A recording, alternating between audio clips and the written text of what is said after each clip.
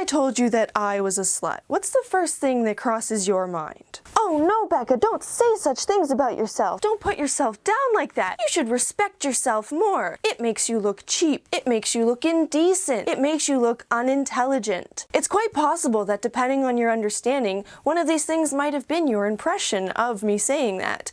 But is that what a slut really is? An idea. You can escape. Ideas are bulletproof.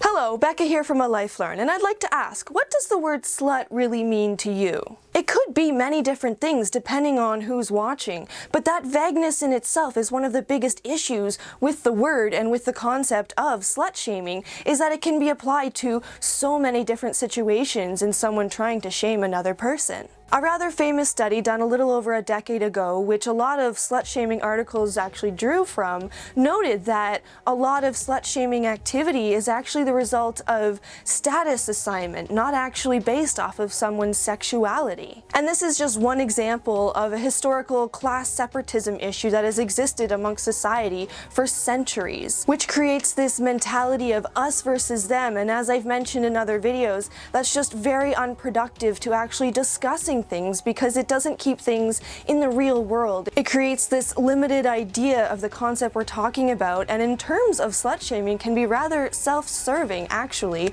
because of the way it puts people in different status positions. And as I've mentioned in past videos, the famous essayist Joseph Joubert noted that the aim of argument or discussion should not be victory but progress. So I'm not discussing this to get attention in any way, but rather to bring awareness to the fact that society devalues sexual autonomy and doesn't support open, positive discussion about sexuality. And it's this suppressive attitude that society carries that really leads to a lot of people developing deviant behaviors and mental health issues, and even possibly become deadly to some people, because what it really is an advanced form of bullying and sexual harassment. And there have actually been cases of women committing suicide because of being slut-shamed. So it really is quite a serious issue that needs addressing. Because again, the term is used in a lot more situations than just talking about a woman's sexuality. The term will come out if someone simply doesn't like the other person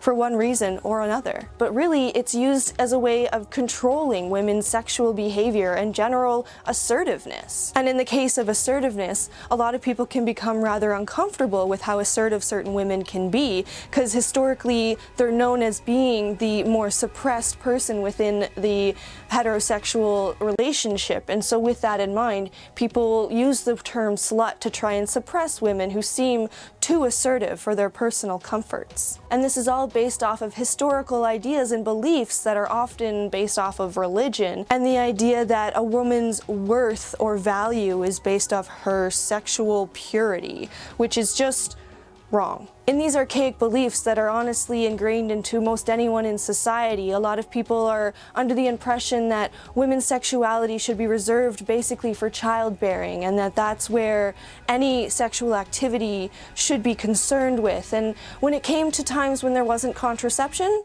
that kind of made sense. I mean, you don't want to be popping out babies all the time if they're going to be demanding and they're going to keep getting sick and you can't afford to feed them. You know, you want to be able to take care of them, so that does matter.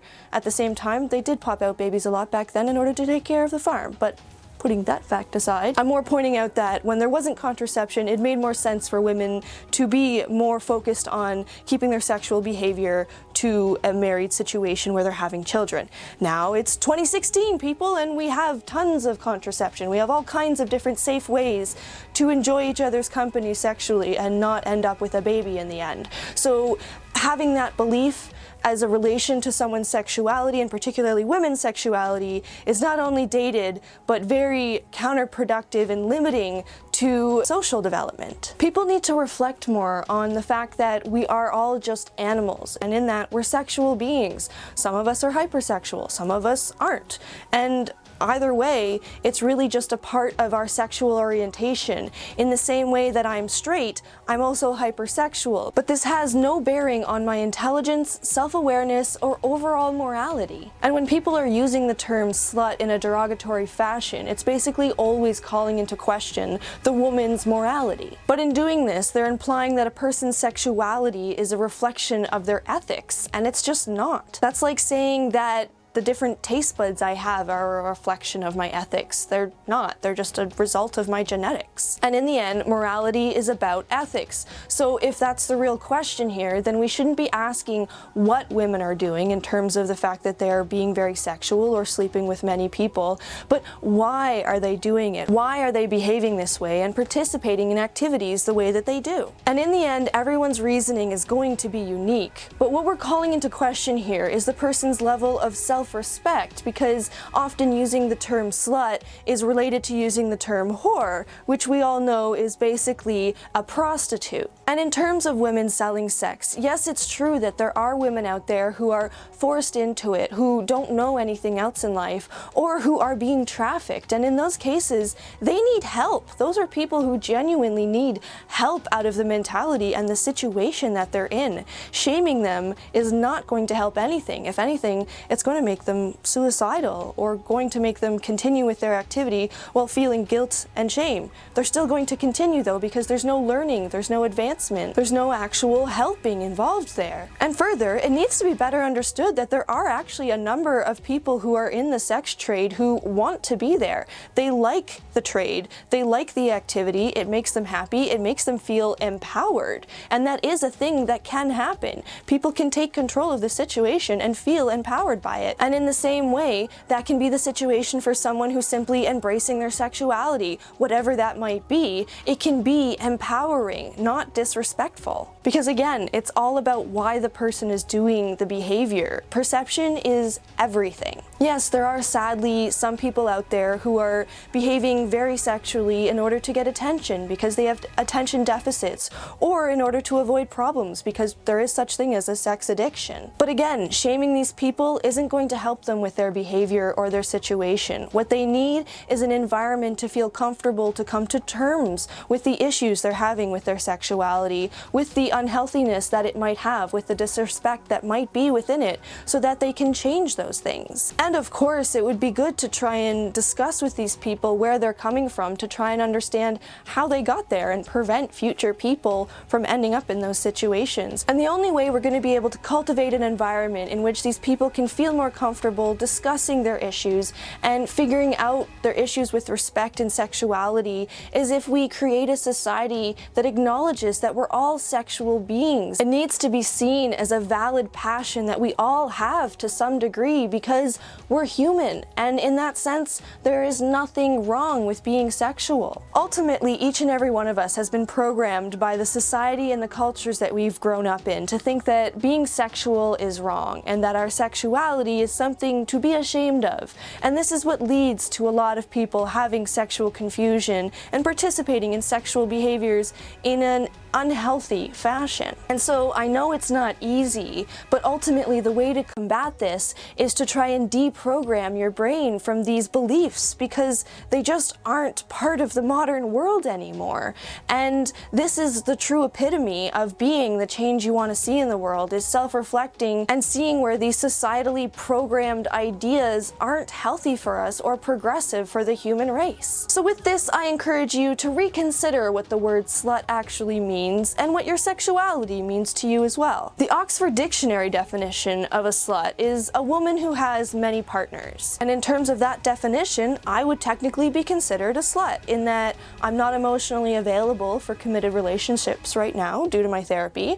So I'm currently participating in a little bit of company with my casual friends every once in a while because I'm a very hypersexual person, and I know that there's nothing wrong with embracing my sexuality, even if I'm not available to commit to one person right now. But just because I participate in some of these casual encounters doesn't mean I don't expect respect or act particularly picky. And this has allowed me to be able to enjoy the oxytocin rush and the pain reduction and the general dopamine rush that you get from engaging in a sexual encounter with a person without needing to be in love with that person or needing to have more than just that moment with them. But one thing I really do want to point out with all of this is that it's made me feel incredibly empowered and in control of my sexuality, which, being a rape victim, is a huge deal. It's made me feel like my body is mine again and I can do what I want with it when I want to, because I want to.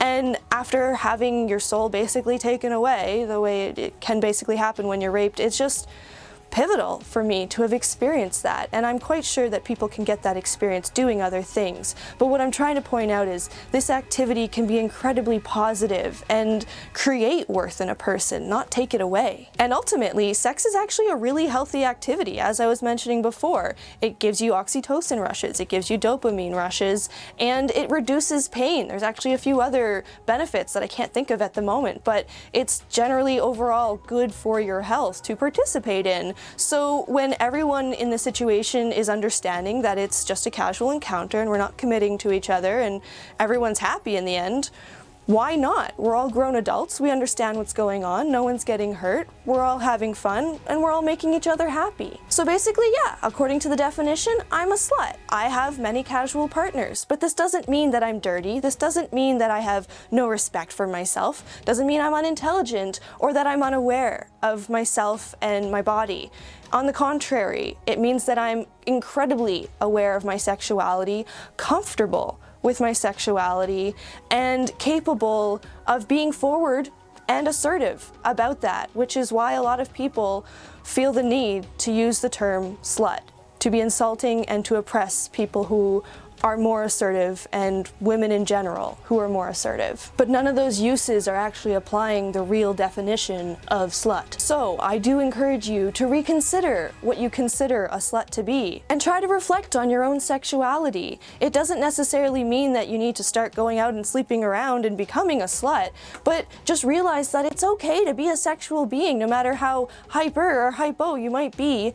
Embrace it. There is nothing wrong with any type of sexuality that you might have, and anyone making negative or derogatory comments to anyone else about it is merely participating in sexual harassment, which is not only counterproductive, limiting, and prejudice, but just wrong and pointless in the end. So let's get some positive talk going about our sexuality and recognize that it is a part of our human nature and it is not a reflection of people's morals, but rather just a reflection of our human nature, and there's nothing wrong with being a sexual being, and at the same time, if you're asexual, there's nothing wrong with that as well. It's just a part of your genetics, it's just a part of the person that you are, but it doesn't mean you're any more or less moral or any more or less respectable or respectful to yourself. And these things need to be better understood in life, because in embracing our true feelings and how we feel about things, that just improves our mental health in general, because suppression and oppression always sits with you. It never goes away and it always hurts. So